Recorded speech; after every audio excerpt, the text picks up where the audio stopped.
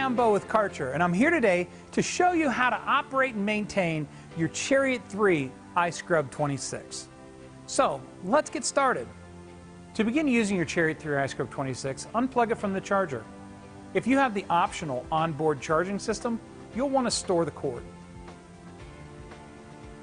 Next, install the clean squeegee and either the brushes or the pads that go on the unit.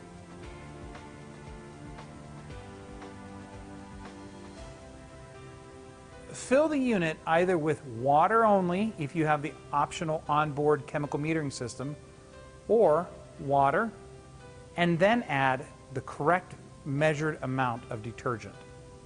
Now it's time to transport your unit to the job site. The first thing you're going to want to do is stand on the platform, depressing the operator presence switch. Turn the key to the unit on. Select the correct transport speed on the easy dial. Next, depress forward or reverse, and then depress the yellow foot pedal. Once you depress the foot pedal, the machine will start moving in the direction that you have selected.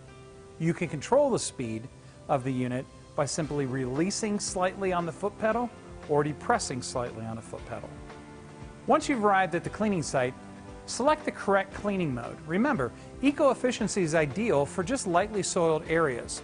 Before cleaning, if you have the optional onboard chemical metering system, you'll want to make sure that it's set at the correct dilution rate for the detergent you're using. And now, you're ready to clean. When you're finished cleaning, it's time to empty the tanks on your Chariot 3 ISCRUB 26. Start by emptying the solution tank. Now, when you're emptying it, make sure that you rinse it with fresh, clean water. Another great tip is to actually take a bowl mop and scrub into corners, making sure that you get all the debris out of the recovery tank.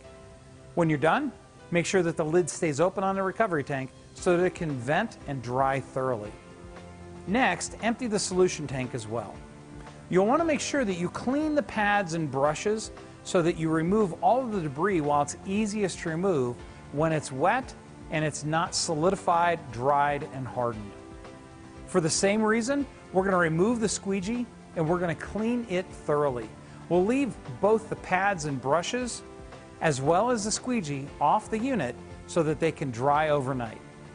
The final step is we're going to plug our machine in and get it ready to use the next time we have to use our Chariot 3 ISCRUB 26. So there you have it. You now know how to safely operate and maintain your Chariot 3 ISCRUB 26. Until next time, keep it clean.